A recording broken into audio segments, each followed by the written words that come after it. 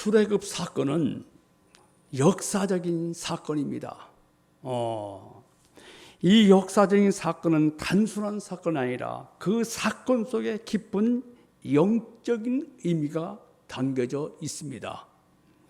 바울은 출애굽기 14장의 홍해 사건을 세례로 비유하고 있습니다. 세례, 물에 잠긴 것, 옛사람이 죽었다. 그러니까 이스라엘 백성들이 이제 홍해를 건너므로 인해 가지고 옛사람이 다 죽고 하나님의 백성이 된 것이죠. 예. 자, 출애굽기 16장의 만나 사건은 성육신하실 예수님을 예표로 말씀하고 있습니다. 그리고 출애굽기 17장의 유명한 느비딤에서 반석을 치니까 물이 솟아났습니다. 이 사건을 예수님의 십자가의 고난을 통한 완전한 속죄 제사로 사도 바울은 말씀하고 있습니다. 우리는 본문에서 메마른 우리의 내면을 온유의 강물, 은혜의 강물, 사랑의 강물로 흘러 넘치게 하시는 예수님을 만날 수 있기를 기도합니다. 그리고 예수님을 만나면은 영적 전쟁에서 대승을 거두게 되는 것을 우리는 오늘 말씀을 통해서 배우게 됩니다. 자, 1절에서 4절을 보면은 어려움을 만났을 때 이스라엘 백성들과 모세의 반응이 오늘 또 나옵니다. 이스라엘 백성이 하나님의 인도를 받아서 느비딤에 도착했는데 마실 물이 전혀 없었어요. 그러자 이번에도 그들은 모세를 원망하는 정도가 아니라 막 돌로 치려고 하는 거예요. 그리고 하나님을 시험했습니다. 그러면 하나님은 왜 물도 없는 느비딤으로 인도하셨을까? 이런 질문을 하게 됩니다. 이 질문에 대한 답은 하나님이 이스라엘 백성을 시험하셨다. 그러면은 시험하신 근본 목적이 뭐냐면은 뭐예요? 낮추시기 위해서, 교만한 마음을 낮추시기 위해서 시험하셨다, 이렇게 볼 수가 있습니다. 예.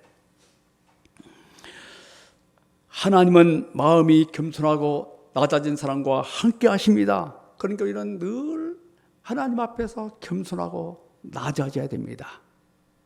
하나님은 교만한 사람을 가장 미워하시고 겸손하고 낮아지는 그런 사람들을 귀하게 여기시죠. 자, 우리 또한 예수 믿고 구원받은 성도라면 항상 여기서 볼 때 편하고 좋은 일, 웃을 일만 있는 것은 아닙니다. 우리의 삶 또한 느비딤과 같은 삶의 여정이 있는 거예요.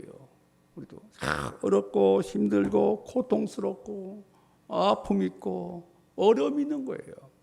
예수 믿는 사람도 똑같이 고통과 어려움이 있는 거예요. 그러나 예수 믿는 사람과 예수 믿지 않는 사람들, 그러면 어떤 차이가 있겠는가? 그 고난에 대한 자세예요. 어떤 자세로 고난을 대할 것인가? 이것이 예수를 믿는 사람과 예수를 믿지 않는 사람의 차이일 거예요.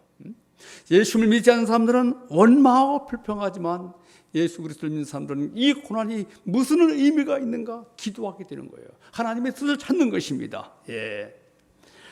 바로 느비딤의 이 광야 생활은 거룩함에 이르는 성화의 길입니다.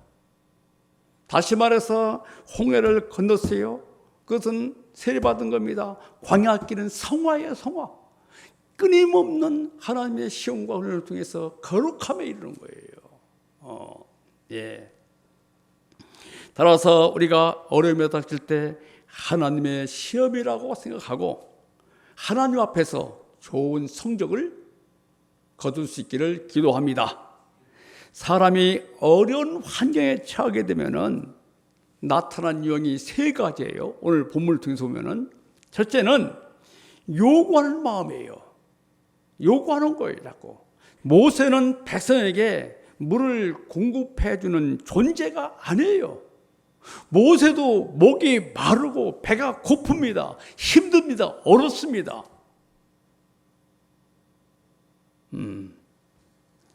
그런데 백성은 시험이 닥자 모세에게 계속 요구하는 거예요. 막 돌 들고 막 그냥 치려가는 겁니다. 네. 사람이 어려움이 생기면은 이 사람에게 이것을 요구하고 저 사람에게 저것을 요구합니다. 요구를 들어주지 않으면은 당신이 요구를 들어주지 않기 때문에 내가 이런 처지에 이르게 됐다. 원망하고 그리고 다툽니다. 화를 냅니다. 존 F 케네디는 이런 유명한 말을 했죠. 국가가 무엇을 해주기를 원하지 말고 내가 국가를 위해서 무엇을 할 것인가를 생각하라. 이런 유명한 말을 했어요. 예. 우리는 다른 사람에게 요구할 마음을 버려야 됩니다. 요구하는 대신에 우리는 기도해야 됩니다. 있습니까? 자, 따라하겠습니다. 요구하는 마음 대신 기도하자. 예. 두 번째는 참지 못하는 마음이에요. 하나님은 홍해를 가르쳤고 마라의 쓴물을 단물로 바꿔주셨죠. 아침 저녁으로 만나와 밀수라기를 먹여주셨습니다. 그들은 그런 하나님을 체험했습니다. 놀라운 체험했어요. 예.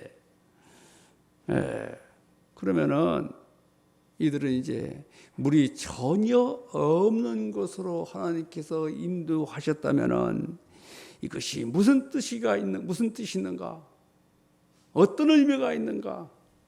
어떻게 하나님께서 물을 먹여주실 것인가? 묵묵히 바라보면서 기다려야 하는 거예요. 그런데 그들은 참을성이 없어서 조금 힘들면은 원망과 불평을 쏟아냅니다.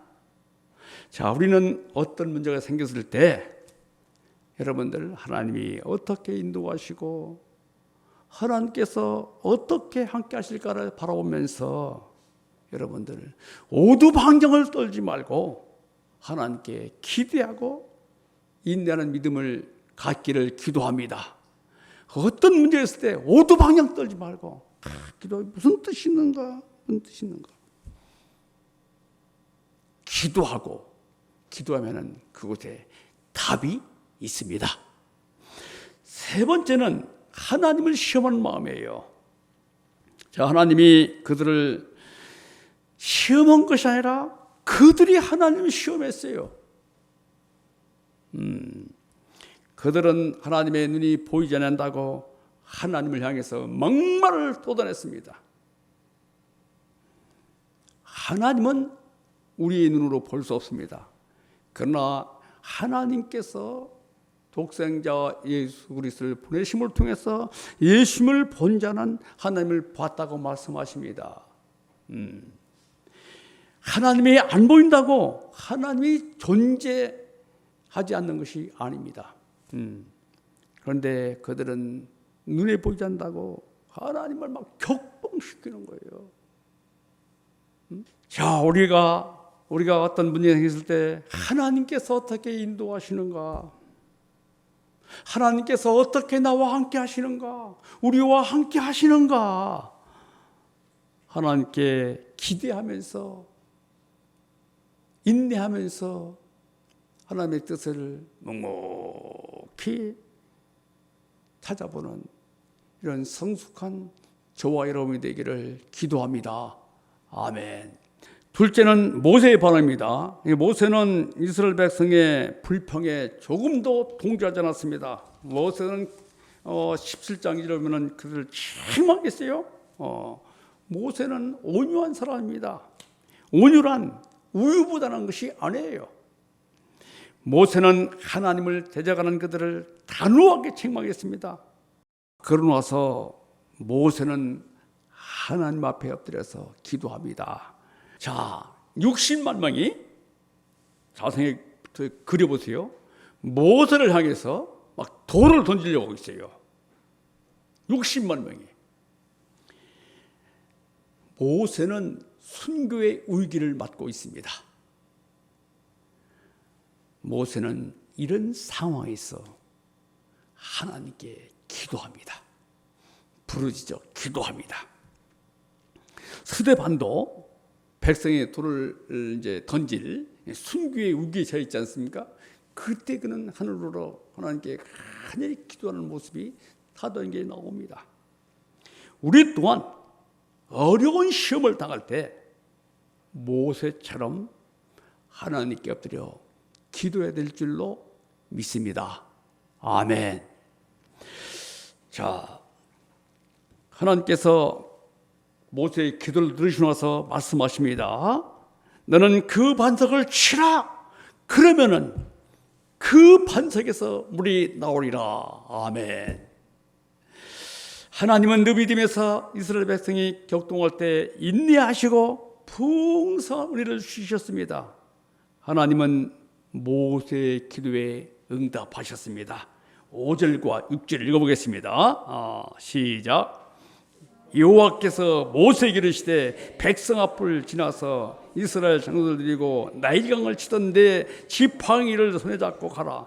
내가 호렙산에 있는 그 반석 위 거기서 내 앞에 서리니 너는 그 반석을 치라.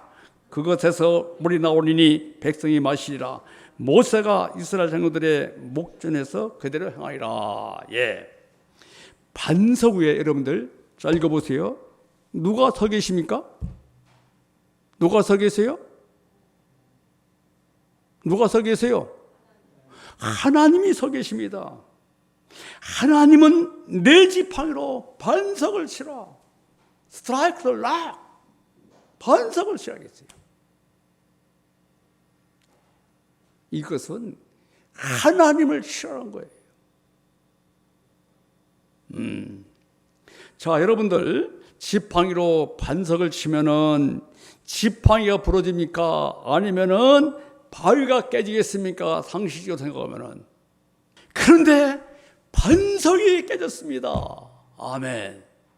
이 반석이 깨졌어요. 그러자 물이 나오기 시작합니다.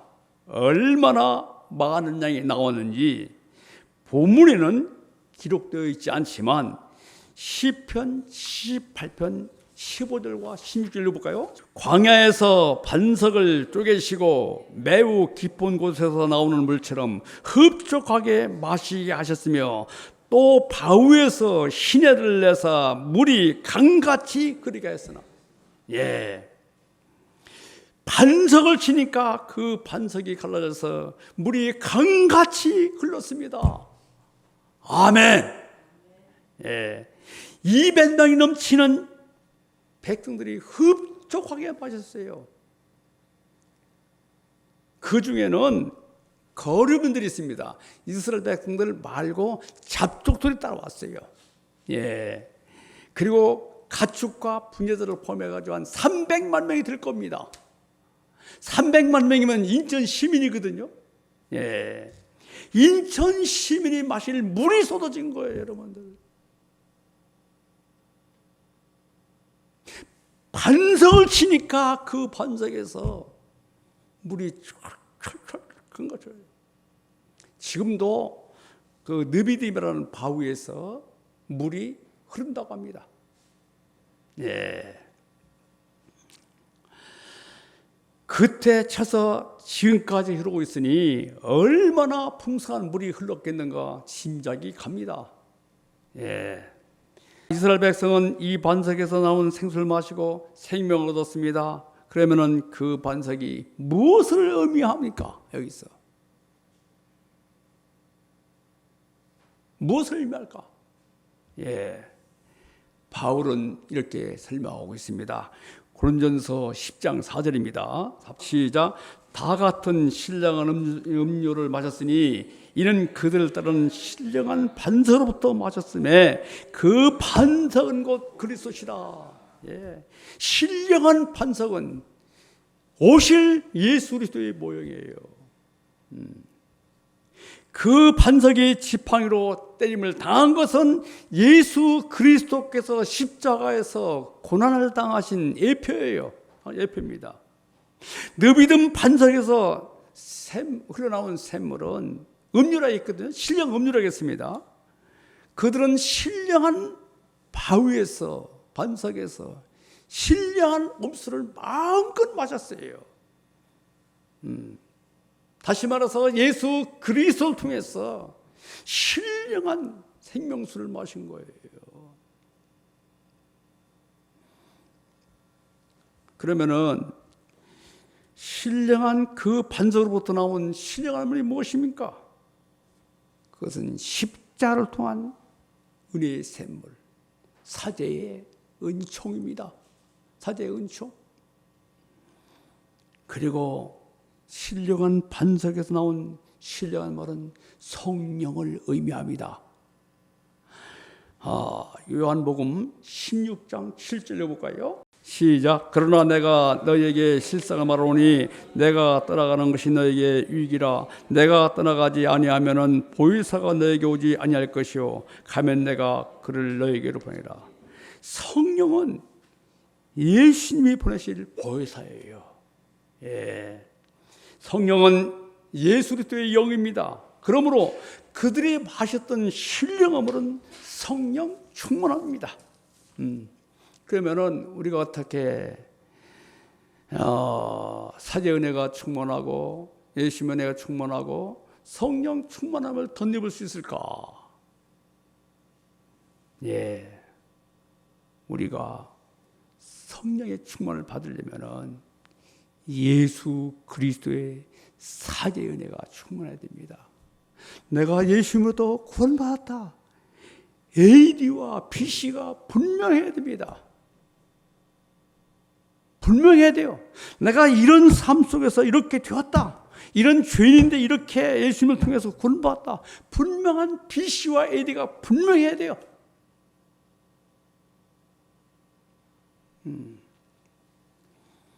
예수님의 은혜와 성령 충만함은 언제나 비례합니다. 예수님의 죄사함에 충만한 곳에 성령 충만이 있고, 성령 충만한 곳에 말씀 충만이 있고, 말씀 충만한 곳에 성령 충만하고, 말씀 충만한 곳에 예수의 은혜의 사제가 충만한 거예요. 저는 대학 때 아주 영생하도록 솟아나는 내심을 뜨겁게 예수님을 만났어요. 요한복음 3장 16절을 통해서 뜨겁게 예수님 만났고, 로마서 6장 통해서 의의 병기, 불의의 병기, 불의의 병기에서 의의 병기로 쓰임받고자 하는, 그래서 제가 그 큰 일을 경험하고 지금까지 여기까지 오게 되었습니다. 그 생수는 지금도 끊임없이 제 속에서 솟아나는 생수가 되는 겁니다. 우리가 마음을 낮추고 신령이 강하게 되면은 주님께서 넉넉하게 모든 은혜의 복을 더하여 주십니다. 신령한 복을 주시는 겁니다. 여기서 아말렉과의 전투는 영적인 전쟁이라고 할 수 있습니다. 영적 전쟁에는 반드시 하나님의 군사가 있어요. 택하신 백성이 있습니다. 자, 여호수아는 하나님께서 택한 군사예요. 그리고 아론과 훌을 데리고 모세가 올라갑니다. 자, 모세의 손에는 뭐가 들려 있습니까, 여러분들? 잘 읽어보세요. 뭐가 들려 있어요? 9절 보면 하나님의 지팡이예요. 그냥 지팡이가 아닙니다. 출애굽기에 하나님의 지팡이라는 단어가 2번 나옵니다. 4장 20절과 오늘 말씀이에요. 모세의 손에 능력이 있는 게 아니라 무엇의 능력이 있는 거예요? 하나님의 지팡이의 능력이 있는 거예요, 여러분들. 모세는 우리와 똑같은 손이에요. 거기에 뭐가 들어있습니까? 하나님의 지팡이가 들어있는 거예요. 예. 그리고 모세가 팔다리가 힘이 없어가지고 그냥 힘들면은 아론과 훌이 모세의 손을 들어줬습니다. 그러면은 모세의 손을 들었다는 것이 무슨 의미합니까? 하나님의 능력의 지팡이를 들어준 거예요. 모세의 손은 우리가 똑같은 손이에요. 그 손에 하나님의 지팡이가 들려있는 겁니다. 여러분들. 응? 모세가 손을 가까이 들고 있을 때 승리했습니다. 자, 여기서 의미하는 메시지가 뭡니까? 하나님의 영적 전쟁은 승리는 하나님의 능력이 있다는 겁니다. 수에 있는 것이 아니에요. 영적 전쟁의 무기는 바로 성령의 말씀과 기도입니다. 그러면은 영적 전쟁에 승리할 수 있습니다. 자, 두 번째는 후손들을 가르치는 말씀이 나오고 있거든요. 책에 기록하라 나오고 있습니다. 그러니까 아말렉 군대는 패했고 이스라엘 백성들은 승리했다. 이것을 기록하라겠어요. 그리고 또 아말렉은 이것으로 끝난 것이 아니라 계속해서 공격해온다. 계속 쳐들어온다.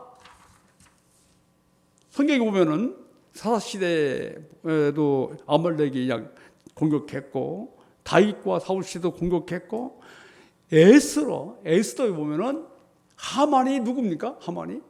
하만. 이스라엘 백성들을 갖다가 전멸하겠던 하만이 바로 아말렉 출신이에요. 아말렉은 계속 하나님의 백성을 괴롭히는 거예요. 모세는 단 쌓고 그 이름을 여호와 니시, 승리의 깃발 이렇게 했어요. 그러면은 여호와의 깃발, 승리의 깃발은 누구를 말합니까? 예수님께서 우리의 대장이 된다는 말씀이에요. 우리는 예수님의 깃발 아래 모여야 합니다. 모여야 돼요. 이념과 사상이 아니에요, 여러분들. 예수님의 깃발 아래 모여야 됩니다. 따라서 볼까요? 우리는 예수님의 깃발 아래 모여야 한다. 예. 예수님의 깃발이에요.